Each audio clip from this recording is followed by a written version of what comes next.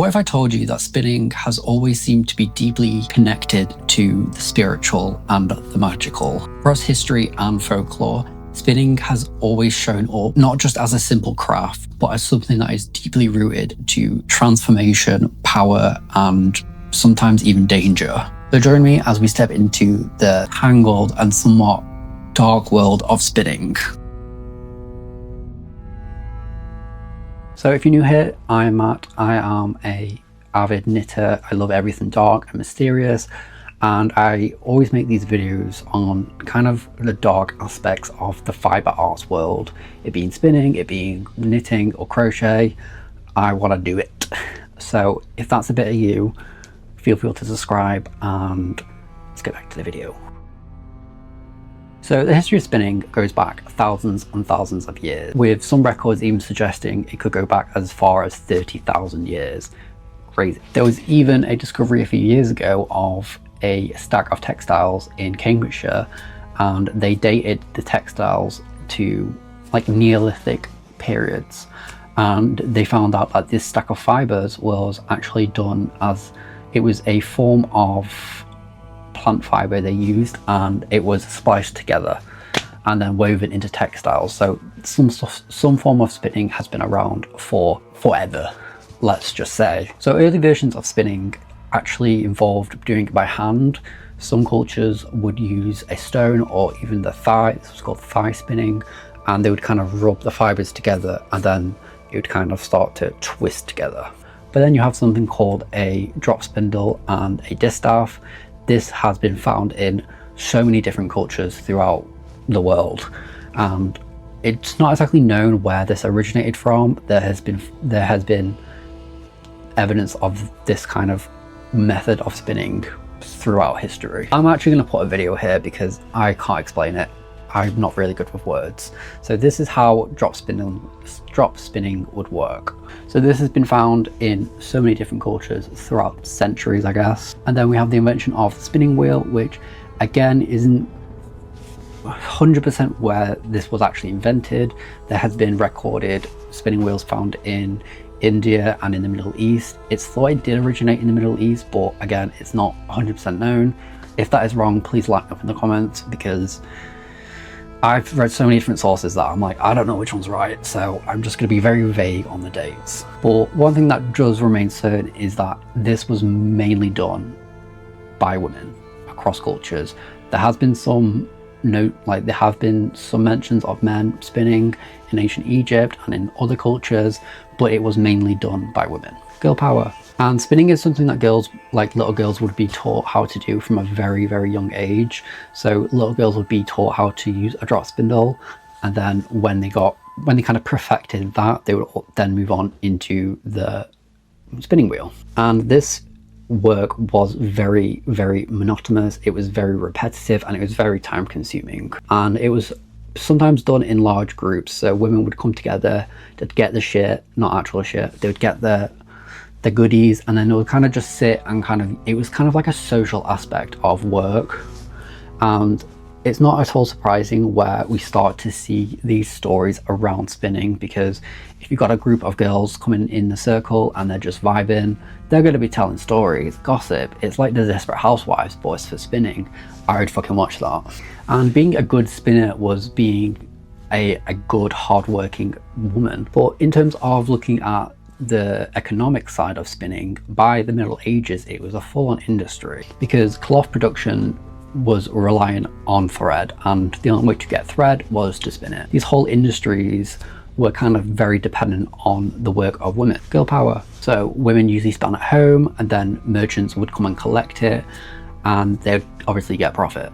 And the pay for a spinner was fuck all. It was nothing compared to the wages of, let's say, a weaver, which was a lot higher. They had male weavers as well, and they were paid more than the female weavers, but it was still very low regardless. So women did the labor, and men basically controlled the trade and the profits. So now I want to talk about the wheel as a symbol itself. Throughout history, the wheel has always been symbolized as kind of fate and control and power, and I want to kind of explore this a minute because it is very relevant and it's very interesting in terms of the spinning itself. So I read this article called Minding the Wheel, Representations of Women's Time in Victorian Narrative. And this is by Elizabeth Campbell. So she kind of uses the wheel as a representation for not just oppression, but also kind of incarceration within Victorian society. And the wheel here is not just like a wheel, it's kind of a metaphor for lots of other different things. So it could be iron wheels, the wheels on trains, the wheels on horse and carriages. So it meant a variety of different things. This is a quote by her. So, quote, "The iron wheels of the Victorians therefore carried astonishingly heavy baggage, actually as well as religious, economic, political and historical, and those wheels, both real and symbolic, revolved at unforgettable speed." So she kind of describes a space where the wheel acts as a biological time constraint controlled by cycles of nature. So she kind of describes this space where the wheel exists and it's kind of controlled by the cycle of nature, where generations of women would be put into the system, and then from birth to death they kind of were just stuck in this system. She goes on to explain how it wasn't just women that were stuck within the system, but also children as well, because especially during the Victorian time we had very, very poor labourers in mills. And she kind of uses the children by saying that the children were also victims of the wheels, and they only bring in good fortune for the captains of the industry. So the wheel is kind of representing oppression as well as like poor working conditions, and it's just representing bad. And she uses two poems as a kind of example by a lady called Elizabeth Barrett as an example of how the wheel is a tangible product of oppression and not just a metaphor. So in like the first poem, it's called The Cry of the Children, and it kind of showcases the fear and the danger of the factory conditions and how they were working in conditions that were so dangerous, and they were working within conditions where you'd have, you know, massive mills and like looms that were just like whizzing past them and just like injuring them. So it wasn't just a metaphor of the wheel itself, but it was a physical danger as well as a metaphorical one. And in the second poem, which is titled A Years of Spinning, she kind of uses it as a more literal spinning wheel, and not just as a idea of oppression, but as a cursed object as well. And in the poem, the cause of death is a symbol of her life's work, her identity, and the social role that is kind of imposed upon her as being a spinner. And the basic story, it kind of tells of a woman who she falls in love, she's then abandoned, she has a child, she loses both her children and her mother, and then she kind of accepts it and awaits her own death, all within 1 year. And she basically keeps repeating this line that is, "And now my spinning is done." And this is kind of symbolic, both literally and physically, because she's waiting to die. And in terms of spinning, the wheel stops, as in like her life is over, which is kind of cool. But again, it also kind of reflects the life stages of a spinner, and it kind of reflects the expected roles of a woman. I know this is kind of weird of a man saying this, but it kind of becomes a metaphor for domestic labour and the repetition and inevitability of life in the Victorian age, which is really sad. She then goes to compare both kind of poems and says, "Differences aside, Barrett's wheel imagery in The Cry of the Children and A Year of the Spinner suggests a similar suffering and victimization by unconcerned men who exercise control over the lives of those children and women labourers. In those two poems, the worker is left to mind the wheel in all sense of the phrase, or punished capitally for their connection to it, a connection enforced by youth, innocence and poverty in the first case, and by gender in the second. The wheel in those poems ultimately becomes a symbol for the relentless cyclicality of existence, which is a subject of greater power. The workers are trapped by a monumental wheel that is swiftly spinning in place but going nowhere." That's so fucking deep. And then obviously that is in the period where the Industrial Revolution is kind of overtaking and kind of putting women out of jobs, because it was kind of their industry because they were in charge of labor. And with the inventions of the spinning jenny and like the power loom, spinning is kind of moved out of the home and kind of into the factory and becomes more of a machine-led and impersonal and more industrial. So we can kind of see this with the term spinster. So the term spinster originally was meant to kind of be a title for a woman who is spinner. She was a spinster. But then kind of after the Industrial Revolution, it kind of changes and becomes more of a negative association, and it's kind of then known as a woman who is unwed and kind of past her prime, which is just fucking cruel. And then it again shows this kind of change where the men are kind of taking back control from the women, and then kind of adding a negative implication to spinning because they don't want women to have control of their own power and freedom financially. And it kind of shows that spinning doesn't just sit in a place of history, it sits on the edge of power. It was one of the few forms of visible skilled labor that was controlled by women, and that is very important because throughout history, forms of knowledge that were kind of existed outside official systems, especially things like spinning, or especially those held by women, were always kind of became associated with magic. And especially with terms of spinning, when you're kind of turning something into something else, a form of transformation, if you will. I mean, you can kind of say it's a form of creation in a way, which is again deeply rooted within femininity. And then we see this as well in terms of the ancient Greeks, the fates, which I have briefly mentioned in my previous myths and legends video. Go watch it here please, it's really good. Well, it's kind of shit because, anyway, shut up Matthew. Be good to yourself, affirmations. But yeah, so I briefly mentioned the fates, but I'll kind of briefly go on to them and how it relates to spinning. So the whole kind of story of the fates is in ancient Greek mythology, you have these three goddesses who are kind of in control of destiny. So you had three, so you had Cletho, who spun the thread from which life came from. She kind of spun the thread from the distaff onto her spindle, the chassis. I think I said that right. She measured the thread of life and kind of was the one that kind of controlled how long you would live for. And then Athropos, and then she'd be like the cutter. She was in charge of cutting the thread, which was her role of choosing when someone would die. So very, very rooted in the idea of controlling fate in terms of spinning. So the spinning wheel has always seemed to be associated with fate in some way. Even the kind of symbolic nature of the wheel has held some sort of power in people's imaginations, with it being on tarot cards and, you know, legends and stories. It's everywhere. And firstly, we're going to talk about Sleeping Beauty.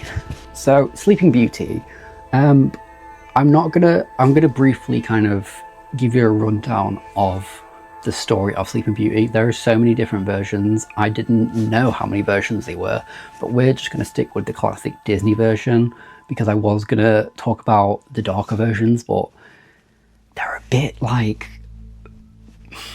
I love my dark shit, but like, I don't want to go into that. Maybe if this video goes well, I'll kind of do a dark myth and fairy tale video. But anyway, so this is going to be the Cinderella story briefly. Once upon a time, in a land of magic, there lived a beautiful princess named Aurora. She was known throughout the kingdom for her kindness, grace, and her heart-warming smile. Her hair was golden as the sun, her eyes as blue as the sky, and her laughter as sweet as a songbird's. Aurora's story began in a grand palace where she was born to a loving king and queen. Her arrival brought great joy to the kingdom, and the king and queen celebrated her birth with a big feast. As the kingdom rejoiced, three good fairies, Flora, Fauna, and Merryweather, gave their blessings to the little princess. Flora, with her red dress and magical wand, gave Aurora the gift of beauty. Fauna, in her green dress, gave her the gift of song. Merryweather, in her blue dress, wanted to give Aurora a gift too, but before she could finish, an evil sorceress named Maleficent appeared. Angry that she had not been invited to the celebration, she placed a curse on the young princess. Maleficent declared that on Aurora's 16th birthday, she would prick her finger on a spinning wheel's spindle and fall into a deep sleep from which she could only be awakened by true love's kiss. The kingdom was filled with sadness, and the good fairies were determined to protect the princess from the curse. To keep Aurora safe, they took her to a hidden cottage in the woods where she was given a new name, Briar Rose. There she lived a simple life with the fairies as her guardians, and she was told nothing of her true identity or the curse that hung over her. Years passed and Aurora grew into a lovely young girl. She had a deep love to the forest and all its creatures. She would sing and dance with the animals, and they in turn became her dearest friends. On the eve of her 16th birthday, the fairies decided it was time to tell Aurora the truth. They took her back to the palace where her heartwarming smile and her beauty made everyone happy. But as the evening wore on, Aurora was drawn to an old spinning wheel she found in a dark, hidden room. Despite the fairies' warnings, she pricked her finger on the spindle and fell into a deep, enchanted sleep, just as Maleficent had said. The king and queen, filled with sadness, placed Aurora on a bed of flowers and cried for their beloved daughter. The good fairies knew that Aurora could only be awakened by love's true kiss, and they set out to find the prince who could break the curse. Prince Philip, a brave, kind young man, was the one who had met Aurora in the forest and had fallen in love with her as Briar Rose. With the fairies' help, Prince Philip battled through thorns, defeated Maleficent in her fearsome dragon form, and reached Aurora's side. With a gentle kiss, he awakened the princess from her deep sleep, and her eyes sparkled with love as she looked at the prince. The kingdom rejoiced, and Aurora and Prince Philip were married in a grand and joyous ceremony. The prince had proven that true love could conquer any curse, and the two of them ruled the kingdom with kindness and grace. So, Cinderella, why is this important in terms of spinning? Well, the fact that it's got a literal spinning wheel in it. The idea of the wheel itself is quite interesting because the wheel itself doesn't actually do anything. It's only there to kind of serve a narrative, and in some forms of the original Sleeping Beauty, it's not actually a spindle. I think it's a form of flax that gets stuck under her nail, but I may be wrong with that because there's so many different versions. But it's not the direct action of spinning that causes the curse on Sleeping Beauty. The danger seems to be imposed by other people. For example, you have the king, who is not a very good king in a way in some versions, and the idea of him saying we want to burn or get rid of all the spinning wheels itself is going against the power of the gods. And if you look at the fates, for example, it said that their fate was even the gods had to obey it. So even the gods went above the fates. So him basically being like, I'm going to destroy all the spinning wheels, it can be a suggestion that he's saying, oh, I'm better than a god. And this arrogance of a man. Funny. Even with the notion of him destroying all the spinning wheels, like we said before, this was a whole industry that was kind of a woman's financial security and independence. It was their will to live. They were spinning to live. And bro is just gonna fucking ruin them all, and just like, what are they gonna do? It's kind of mean, kind of unfair. But when we look at the witch itself, like she imposes the curse on the spindle, and Sleeping Beauty. We could also say that, she probably wouldn't have gone near the wheel if she knew what the wheel was, because one of the reasons in some of the original tales is that she comes up to the wheel because she wants to have a go on it because she's never seen one before. And, if she was a traditional working class poor girl, she would have grown up learning how to spin to make a living in a way. So you could kind of say that it's a analogy, the fact that rich people wouldn't know how to spin because they didn't need to rely on their own spinning to make clothes, because they had other people to do it because they were rich enough. But again, we start to see these ideas of the wheel becoming a symbol of fate and a form of transformation. And in the journal article that I read called Fairytales and the Elementary Curriculum of Sleeping Beauty Reawakened, I read so many articles for this book, I was ready for this video. The author William Anderson suggests that the idea of Sleeping Beauty pricking her finger on the spinning wheel is another form of transformation, because she kind of bleeds, and this blood is an indicator of her transforming into a woman, which I don't know how I feel about that. I think it's interesting in this story how all of the people that actually have the real power are the women. It's not the king, who is literally the king of the entire kingdom, who probably has the most literal power, but you have all these women. You have the fairies, you've got the witch, you've got, you know, Sleeping Beauty at some point. They're all very powerful figures, and they're all women. Girl power. Next, I want to talk about Rumpelstiltskin. And no, we're not talking about Shane Dawson. He does look like Rumpelstiltskin a lot. You know, from Shrek 4, Never Forever After. My kind of take on Rumpelstiltskin is, I'll give you the rundown of the story here. There was once upon a time a poor miller who had a very beautiful daughter. Now it happened one day that he had an audience with the king, and in order to appear a person of some importance, he told him that he had a daughter who could spin straw into gold. Now that's a talent worth having, said the king to the miller. If your daughter is as clever as you say, bring her to my palace tomorrow and I'll put her to the test. When the girl was brought to him, he led her into a room full of straw, gave her a spinning wheel and spindle, and said, now set to work and spin all night till early dawn, and if by the time you haven't spun the straw into gold, you shall die. He then closed the door behind him and left her alone inside. So the poor miller's daughter sat down and didn't know what in the world she was going to do. She hadn't the least idea of how to spin straw into gold, and became at last so miserable that she began to cry. Suddenly the door opened, and in stepped a tiny little man and said, good evening, Miss Miller Maid, why are you crying so bitterly? Oh, answered the girl, I have to spin straw into gold, and I haven't a notion how it's done. What will you give me if I spin it for you? Said the mannikin. Mannikin? What will I give you if I spin it for you? Said the man. My necklace, replied the girl. The little man took the necklace, sat himself down on the wheel, and whirl, whirl, whirl. The wheel went around 3 times, and the bobbin was full. Then he put on another, and whirl, whirl, whirl. The wheel went around 3 times, and the second was full too. And so it went on until the morning, when all the straw was spun away, and all the bobbins were full of gold. As soon as the sun rose, the king came, and he was perceived. As soon as the sun rose, the king came, and when he was perceived the gold, he was astonished and delighted, but his heart only lusted more than ever after the precious metal. He had the miller's daughter put into another room full of straw, much bigger than the first, and bade her, if she valued her life, spin it all into gold before the following morning. The girl didn't know what to do and began to cry. Then the door opened as before, and the tiny little man appeared and said, what will you give me if I spin the straw into gold for you? The ring from my finger, answered the girl. The man took the ring, and whirled round went the spinning wheel again, and when morning broke he had spun all the straw into glittering gold.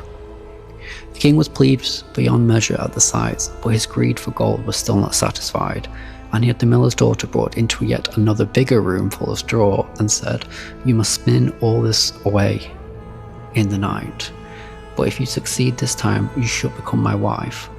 She's only a miller's daughter, it's true, he thought, but I couldn't find a richer wife if I was to search the whole world over.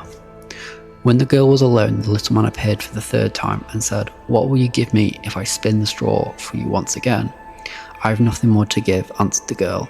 Then promise me when you are queen to give me your first child.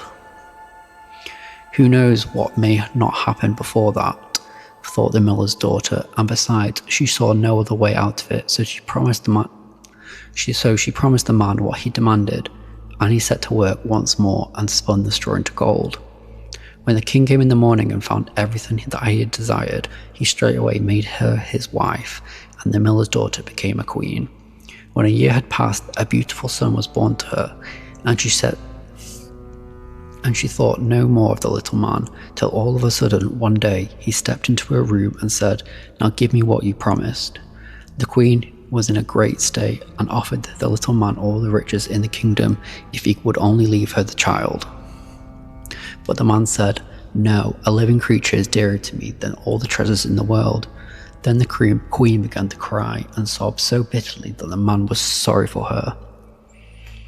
and said, "I'll give you 3 days to guess my name, and if you find it out in time, you may keep your child." Then the queen pondered the whole night over all the names she had ever heard, and sent a message to scour the land and to pick up far and near any names he could come across. When the little man arrived for the following day, she began with Casper, Melchior, Balzir, and all the other names she knew in a string, but at each one the man called out, "That's not my name." The next day she set to inquire the names of all the people in the neighbourhood, and had a long list of the most uncommon and extraordinary for the little man when he made his appearance. "Is your name perhaps Sheepshanks, Crookshanks, Spindleshanks?" But he always replied, "That's not my name." On the third day, the messenger returned and announced, "I have not been able to find any new names, but as I came upon a high hill round the corner of the wood, where the foxes and hares bid each other good night, I saw a little house, and in front of the house burned a fire. Round the fire sprang the most grotesque little man, hopping on one leg and crying, 'Tomorrow I brew to bake. Tomorrow I brew, today I bake, and then the child I'll take. For little deems my real dame that Rumpelstiltskin is my name.'" You can imagine the queen's delight at hearing the name, and when the little man stepped in shortly afterwards and asked, "Now, my lady queen, what's my name?" she asked first. "Is your name Conrad?" "No." "Is your name Harry?" "No." "Is your name perhaps Rumpelstiltskin?" Some demon has told you that," she screamed the little man, and his rage drove his right foot so far into the ground and it sank up in his waist. Then in a passion he seized the left foot with both hands and tore himself in two. The end. With Rumpelstiltskin, I really like the idea of Rumpelstiltskin being a sort of loose analogy for spinning being a form of alchemy, which I know that sounds crazy, but just give me 10 minutes and I'll explain. So in Rumpelstiltskin, the key theme is basically like the spinner. She doesn't have control of the process of spinning because she can't spin straw into gold. It's impossible.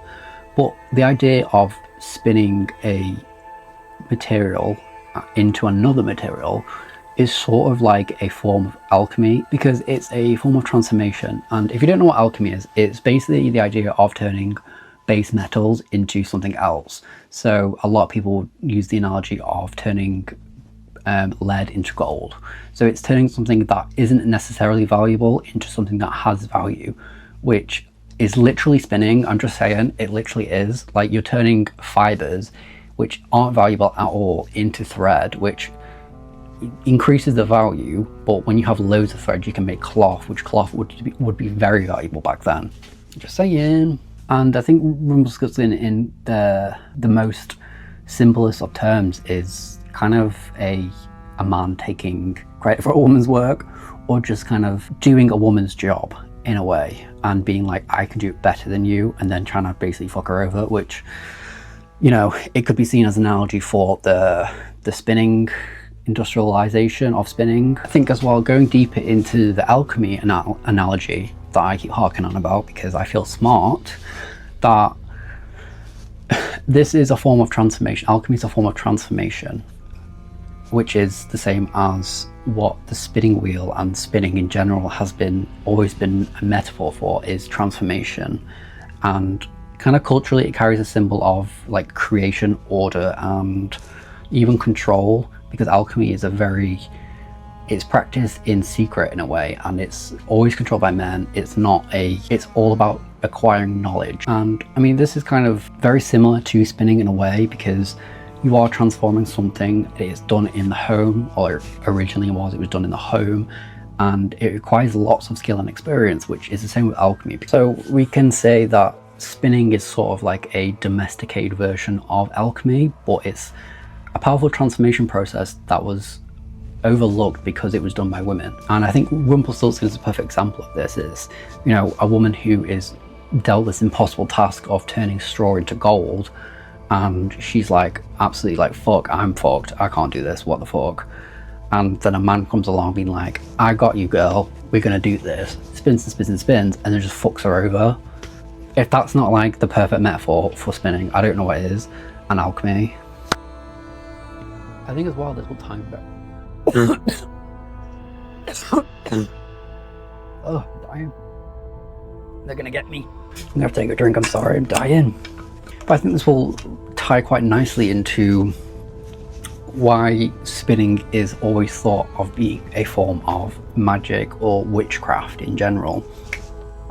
I think it's because of the idea that once spinning becomes magical in terms of like the hidden knowledge and the transformation and the aspect of it being in a private, domesticated setting where groups of women would kind of huddle up together and do all the spinning, you can kind of start to see the idea that people could relate it to a form of magic. And you know, in terms of like knitting and crocheting in terms of like the modern time now, a lot of witches or people who practice some sort of magic, they carry an intention when they do it. So, you know, I briefly covered this in my other video as well, where some cultures actually believe that spinning or knitting whilst, you know, having an intention or having a mindfulness can affect the outcome of what you're making. And in fairy tales, spinning isn't just making thread, it's kind of like the moment where something ordinary becomes powerful and it becomes dangerous and impossible to control. I think when we talk about witchcraft and spinning in general, it's interesting to note that certain cultures do have superstitions when it comes to spinning, and even, you know, a lot of early kind of middle-aged people, when they span, they reportedly didn't spin on holy days because they thought that was bad luck. You know, they didn't spin at night because they didn't know who would fucking touch it, and they didn't like to leave the thread unfinished, which does kind of tie into the whole fates analogy. But spinning has always kind of sat in this strange space where it's almost trance-like when you're spinning because it's so repetitive. The spinning tools itself have always been kind of used as a, you know, they could be considered as tools in witchcraft, because in very early pictures of witches on brooms, before it was brooms, it was actually distaffs, which were a tool used for spinning. So, you know, it's very interesting how there is connections there. So yeah, even the tools seem ritualistic in a sense. You know, you have the spindle that pierces and transforms, you've got the wheel that kind of, you know, it's a cycle, and then you've got the thread that kind of binds and connects, which does mirror elements of witchcraft, because you have things like not magic, binding spells or protective charms. They're very kind of similar. And then, you know, you could say that spinning in nowadays, it's not a labor, it's a kind of hidden language. It's like a hidden language of power, yeah. So across myth and legend and fairy tale, spinning keeps returning, and it returns to the same idea that, you know, about transformation and control and power, and who controls that power and what is the outcome of that. Because in the end, spinning isn't just about making thread, it's about turning something ordinary into something extraordinary, and that sometimes can be creepy. Thank you so much for watching. If you got to the end of this video, please comment a yarn ball or type a yarn ball, because then I know I'm on the right track and my videos are actually doing good, because I'm putting so much work into this because I really am enjoying doing this kind of content. It's really interesting and I just love researching it. So if you have any ideas for topics, it doesn't even need to be somewhat fiber arts related. It could be anything spooky, crafty, doesn't matter. I'm open to it if it sounds interesting. So thank you for watching, and make sure you subscribe. If you are on social media, you can tag me if you're watching my video, and I'll be like, oh my god, people actually watching my videos. My social medias are all down in the bottom, and you can also buy me a coffee if you're feeling generous. And this is my cat Otis. He is one of two. He's my child. But yes, thank you for watching. I really appreciate it.